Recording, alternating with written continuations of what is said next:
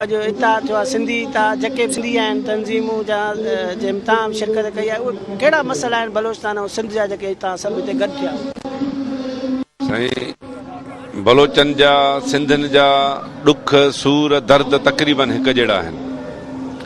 पाकिस्तान ठहण खां वठी अॼु ॾींहं ताईं जेके ज़ुल्म बलोचनि सां ऐं सिंधियुनि सां रवा रखिया विया आहिनि, न हुननि जा पैदावारी ज़रिया सलामत आहिनि, न धरती सलामत आहे, न क़ौम सलामत आहे, न असांजो वजूद सलामत आहे, न पैदावारी ज़रिया सलामत आहिनि।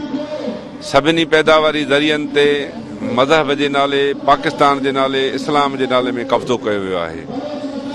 अॼु हालत इहा आहे त बलोच जेकॾहिं पंहिंजी धरती जे लाइ आवाज़ उथारनि था, पंहिंजे हक़ जी ॻाल्हि कनि था, त उन्हनि खे टार्चर कया पिया वञनि। उनजा नौजवान गबरू गिरफ़्तार करे टार्चर करे उनखे कैंपनि में रखियो वियो आहे। उन्हनि खे इंतिहाई वहशाना तशद्दुद करे उनखे रोज़ मारियो पियो वञे। नवाब अकबर ख़ान बुगटी खे शहीद कयो वियो, नवाब बालाज ख़ान खे शहीद कयो वियो। ॿिया हज़ारे बलोच नौजवान ॿुढा न्याणियूं औरतूं क़ैद कयूं वयूं आहिनि, जेका सरासर हिकु वॾी ज़्यादती ऐं ज़ुल्म आहे जेको सिंधी क़ौम ऐं बलोच क़ौम कॾहिं बि बर्दाश्त न कंदी। असां चऊं था त बलोच ते थींदड़ ज़ुल्म असां पंहिंजो पाण ते ज़ुल्म सम्झूं पिया, छो त हो बि मज़लूम आहिनि।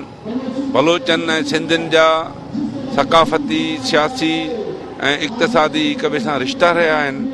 उहे असांजा भाइर आहिनि ऐं उन्हनि सभिनी ते ज़ुल्म करण वारो पंजाब साम्राज आहे, जिन बलोचनि ते, सिंधियुनि ते, पख्तूननि ते हमेशह पंहिंजो ज़ुल्म रवा रखियो आहे। उन्हनि ॾुखनि सूरनि तकलीफ़नि सभिनी खे गॾु कयो आहे, जो अॼु गॾियल तरीक़े सां एहतिजाज करे बलोचिस्तान जे अंदरि फ़ौजी ऑपरेशन, रियासती दहशतगर्दी जे ख़िलाफ़ ऐं सिंध जे अंदरि जेको लगातार सिंधी नौजवाननि खे अगवा करणु, अॼु बि आकाश मल्लाह गुम आहे, नूर मोहम्मद ख़ासकेली असां वटि न आहे। अॼु बि सिंध जे नौजवाननि जे मथां रोज़ गिरफ़्तारियूं टार्चर थियनि पिया। इहो रवैयो बलोचनि सां बि रखियो वियो आहे। असां बलोचनि सां हिन एहतिजाज में क़ौमी तहरीक मुकमिल तरह सां गॾु आहे ऐं बलोचिस्तान जी आज़ादी ताईं असांजो भरपूर तरह सां साथ ॾींदासीं। बलोचनि जी पंहिंजी जदोजहद जो ढंग आहे, पर असां क़ौम परस्तनि जो जेको साईं जेम्स जे फ़िक्र तहत पंहिंजी जदोजहद कयूं पिया। इंशाअल्लाह मंज़िल असांखे मिलंदी। ही तारीख़ी सरज़मीन जा मालिक हज़ारे सालनि खां असां आहियूं ऐं असां पंहिंजे तारीख़ी क्लेम तो कॾहिं बि दस्तबरदार न थींदासीं। असांजी कराची तंज़ीमूं जेके पीपल्स पार्टी सां इतिहाद में आहिनि, उहे किरोड़नि अरबनि ख़रबनि जूं ज़मीनूं जेके उनखे ब्लैकमेल करे ऐं उहे कराची जी ज़मीनूं जेके आहिनि जा जेके प्लाट आहिनि उन्हनि खां उहे हड़प, त उन ते तव्हां सिंधी माण्हू जा छो था आवाज़ उथारियो? जेके कराची तंज़ीमूं जेके आहिनि, जेके कराची पंहिंजा मालिक था सम्झनि, छा इहा सिंध धरती न आहे? असीं हमेशह इन्हनि जे ख़िलाफ़ु आवाज़ उथारियो आहे त कराची जे अंदरि हथु वठी धारियुनि जी आबादकारी कई पई वञे, धारियुनि जा ॻोठ ठाहिया पिया वञनि।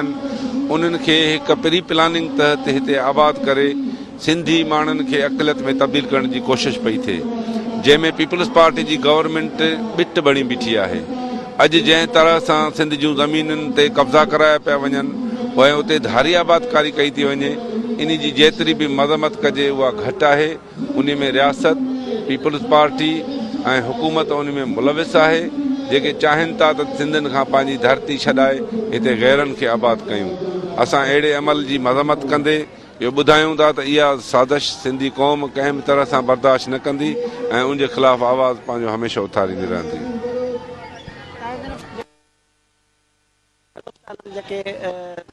जेके सेफ्टी नथी मिले पेट्रोल जी या गैस जी, जेके उते नथा ॾियनि बलोचिस्तान जी हुकूमत, असां चऊं था बलोचिस्तान जे अंदरि जेके पैदावारी ज़रिया आहिनि, मैदनियात आहे, वसीला आहिनि, उहे बलोच क़ौम जी मिल्कियत आहे ऐं उन ते सभ खां वॾो हक़ बलोचनि जो आहे। उहो हक़ तस्लीम कयो वञे ऐं बलोचनि सां जेके नाइंसाफ़ियूं ज़ातियूं जो सिलसिलो जेकॾहिं बंदि न थियो त पोइ सिंधी ऐं मज़लूम बलोच गॾिजी हिन रियासत जे ख़िलाफ़ु पंहिंजी गॾियल जदोजहद कंदा जेके اور یہ اس کے دلال چوری شجاعت، انہوں نے آ کے بات کیا مفتی صاحب سے کہ ہم تمہارے مسائل بنوائیں گے، مگر اس کو قادر کر کے پہاڑوں کی طرف بھیجا گیا۔ وہ ایک غیور بلوچ تھا، وہ پہاڑوں کو قبول کیا، گولی کو قبول کیا، شہادت کو قبول کیا۔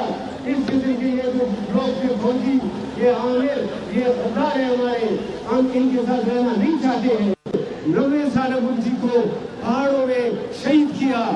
اس کے بعد سردار عطا اللہ خان وینگر، جب بھٹو کے دور میں اس کو گرفتار کیا گیا، ایڈوس ولی کو بھٹو کے دور میں گرفتار کیا گیا، احمد خان، ان کو سب کو گرفتار کیا گیا۔ جب یہ گرفتار ہوئے تو ان کے اوپر اگر سازش کیس قسم کے کیسز چلائی گئی۔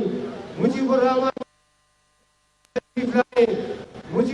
نے کہا کہ یہ پنجابی لوگ ہمیں نہیں چھوڑتے ہیں، ادھر سے مغلا دبائے گا، ادھر سے بلوچ کو دباؤ، جس فائل کھولنا چاہتے ہیں اس کو